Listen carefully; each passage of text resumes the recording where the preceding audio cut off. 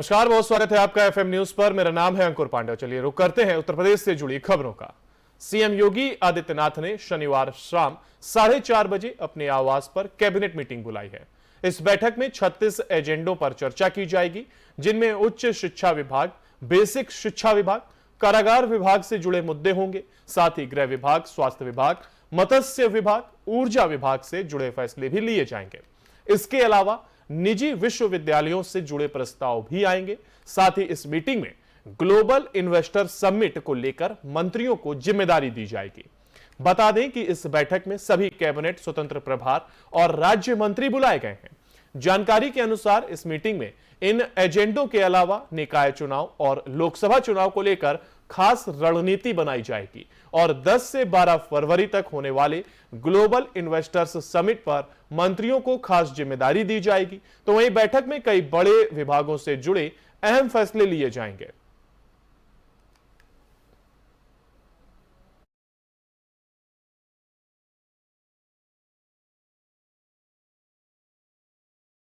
उत्तर प्रदेश के मुख्यमंत्री सीएम योगी आदित्यनाथ का बड़ा बयान सामने आया है, जिसमें उन्होंने कहा कि सनातन धर्म भारत का राष्ट्रीय धर्म है। दरअसल योगी आदित्यनाथ राजस्थान के जालोर दौरे पर हैं। यहां उन्होंने भीनमाल में नीलकंठ महादेव मंदिर के एक कार्यक्रम में शिरकत की। इस दौरान उन्होंने सनातन धर्म को देश का राष्ट्रीय धर्म बताया और क्या कुछ कहा है, आइए आपको सुनवाते हैं। हमारा देश सुरक्षित हो, हमारे मान बिंदुओं की, हमारा सनातन धर्म भारत का राष्ट्रीय धर्म है। हम सब अपने व्यक्तिगत स्वार्थों से ऊपर उठ करके अपने इस राष्ट्रीय धर्म के साथ जुड़ते हैं। हमारा देश सुरक्षित हो, हमारे मान बिंदुओं की पुनर्स्थापना हो, गौ ब्राह्मण की रक्षा हो, किसी कालखंड में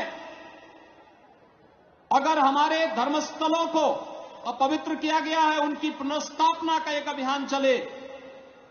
और इस अभियान का क्रम आज आप देख रहे होंगे। अयोध्या में 500 वर्षों के बाद प्रधानमंत्री मोदी जी के प्रयास से भगवान राम के भव्य मंदिर के निर्माण का कार्य आज पूरा होने जा रहा है। हमारा सनातन धर्म भारत का। उत्तर प्रदेश सरकार द्वारा व्यापार और रोजगार में बढ़ोतरी के लिए आयोजित इन्वेस्टर्स समिट में महोबा के उद्यमी और निवेशकों में खासा उत्साह देखने को मिला और बड़ी संख्या में यहां के उद्यमी जिला स्तरीय इन्वेस्टर्स समिट में शामिल हुए। लक्ष्य के सापेक्ष कई गुना इन्वेस्टर्स समिट होने की संभावना नजर आई है। यही नहीं, पूर्व सांसद ने हेरिटेज होटल के माध्यम से 50 करोड़ निवेश सहित 65 इन्वेस्टर्स कार्यक्रम में शामिल हुए और जिनमें 28 उद्यमियों ने एमओयू भी साइन किया है। आपको बता दें कि महोबा में जिला स्तरीय इन्वेस्टर्स समिट कार्यक्रम आयोजित हुआ। कार्यक्रम में सांसद पुष्पेंद्र सिंह चंदेल और पूर्व सांसद गंगाचरण राजपूत भी मौजूद रहे। सूबे की उत्तर प्रदेश सरकार इन्वेस्टर समिट के माध्यम से न केवल रोजगार बल्कि व्यापार के दायरे को बढ़ाने के लिए प्रदेश में अच्छा माहौल देने की शुरुआत कर रही है। इसी के तहत प्रत्येक जनपदों में इन्वेस्टर समिट कार्यक्रम आयोजित हो रहे हैं और जिला स्तरीय इन्वेस्टर समिट का आयोजन भी इसी के चलते किया गया है।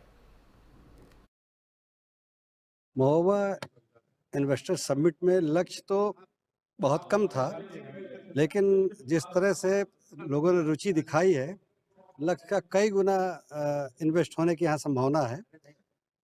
लक्ष्य का 2 गुना तो आपका एक कोई एक सिटी, सनातन सिटी स्थापित कर रहा है, वही लक्ष्य को पूरा कर ले रहा है, लक्ष्य से ज़्यादा कर ले रहा है। उसके अलावा 60-65 इन्वेस्टर्स और आए हैं। उत्तर प्रदेश सरकार की ये इच्छा है कि हमारे पूरे देश भर के लोग, पूरी दुनिया के लोग आकर के उत्तर प्रदेश में इन्वेस्टमेंट करें। बड़ी जनसंख्या वाला प्रदेश है और अगर देशों की से अगर तुलना की जाए तो एक पाकिस्तान से भी बड़ा है।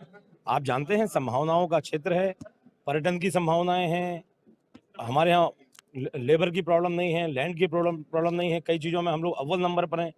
तो मुख्यमंत्री आदरणीय योगी आदित्यनाथ जी की ये इच्छा है कि हमारे यहाँ के जो नौजवान, जो कुछ लोगों को जो बाहर जाना पड़ता है जीविकोपार्जन के लिए, यहीं पर इंडस्ट्री लगे ताकि वो अपने घर के नजदीक काम कर सकें, रोजगार के अवसर सृजित हों और यहाँ उत्तर प्रदेश के राजकोष में यहाँ के लोग, यहाँ के उद्यमी उसमें सहयोग करें और प्रदेश के में खुशहाली आए। देखिए, एक नया वातावरण बना है इन्वेस्टर समिट से पूरे देश में, प्रदेश में, बुंदेलखंड में, जनपदों में।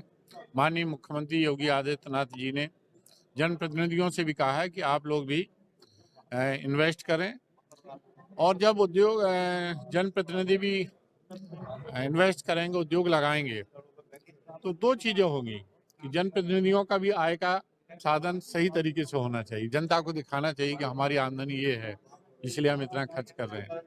एक अलग छवि हो गई थी कि जैसे कि सांसद लोग, विधायक लोग, यदि कोई इन्वेस्टमेंट करता है तो उसको गलत समझा जाए।